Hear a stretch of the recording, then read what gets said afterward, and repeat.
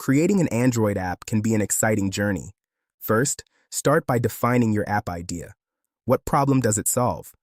Next, choose a programming language. Java and Kotlin are popular options. Download Android Studio, the official integrated development environment. Set up a new project and design your user interface using XML. Implement functionality by writing code in your chosen language. Test your app on an emulator or a real device.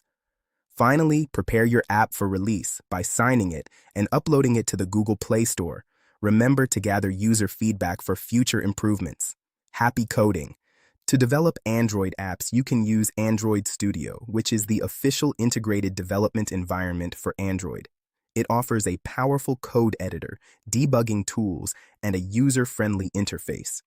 Other options include Eclipse with the Android Development Tools plugin and cross-platform frameworks like Flutter and React Native, which allow you to build apps for both Android and iOS.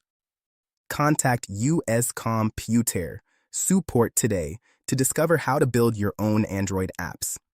Our expert team is ready to guide you through the process, providing you with the tools and knowledge you need to succeed.